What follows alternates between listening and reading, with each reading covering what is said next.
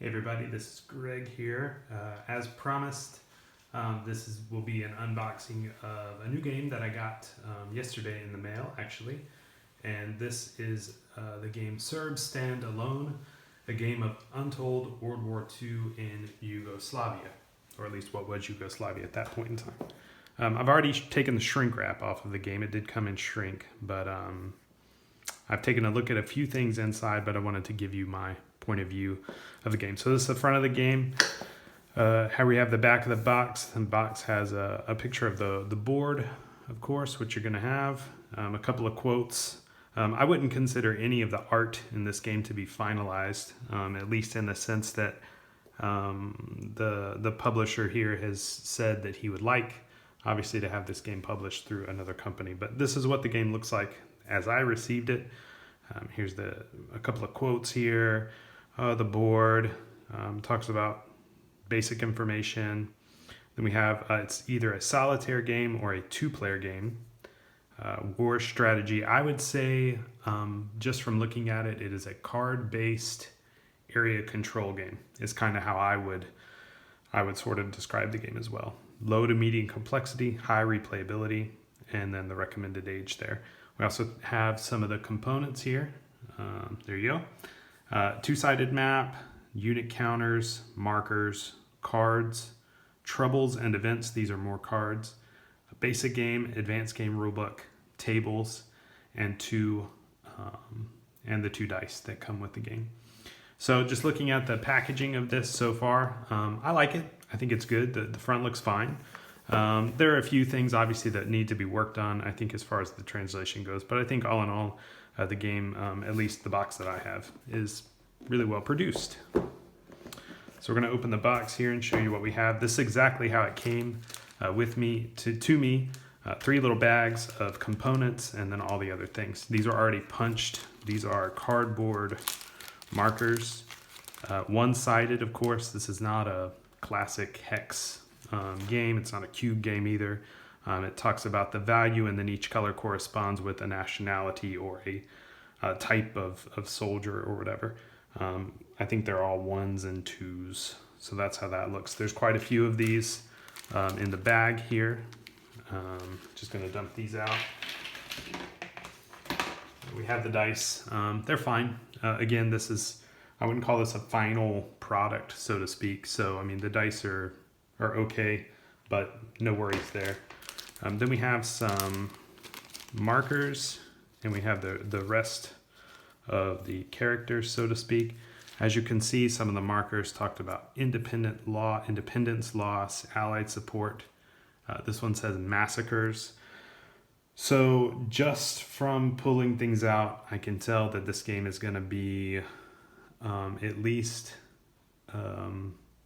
politically rather complicated. There aren't many games in World War II where you can, even in World War II that I know of, that you actually have markers that are marked massacres. So that's kind of how that goes. We have a couple of tanks here. These are Red Army markers, which seem to be pretty powerful from what I've read. Now, this game, at least the advanced game, from what I understand, is card-based. So the cards are here. The cards have events, assets, trouble. I think that's about it. And then on the other side here, you have different notes started on the 5th turn. These cards, different things come up. It looks like that the cards are going to be the actions that you play to take. I haven't really read a lot of the rules. Seems pretty clear.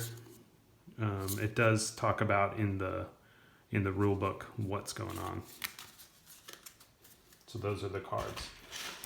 When I opened the box, I was amazed that this is the basic rule set.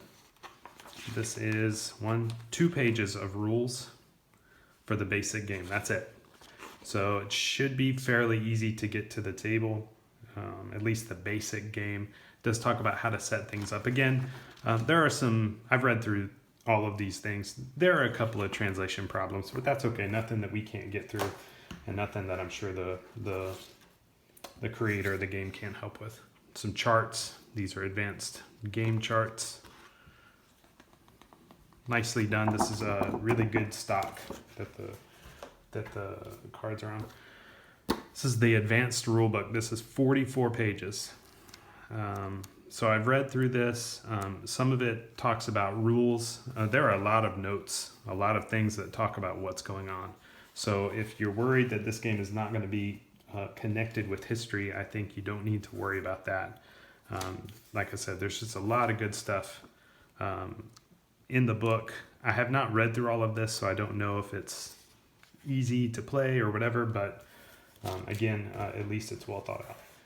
Now this last thing here, I just want to point out, it says on the box that there's a two-sided map in A2 format. What it should say on the box is that it's a two-sided map. A2 format's fine, but it should say that it's a mounted map. I didn't expect to get a mounted map. I thought it would just be a paper map, but there we have it. So there's two sides. One of the sides is basic game. The other side is the advanced game. The basic game, you're just going to follow the events as they're noted here. It doesn't use any cards. We have different things that we do. Cool map. I think it looks good. It's very clear, at least, as to what part of the map is where and what countries are around the map. And then I'll just turn it over to the advanced side. Obviously, as you can see on the advanced side, there's places for cards, other sort of markers that go. I'm pleased with the production, at least that I got, of the game. Pleased with the rules as well. Like I said, I do have a couple of questions that I need to send off before I totally play. But there you go. So that is Serbs Standalone, a game which I got in the mail just yesterday. So how did I get into contact with the game?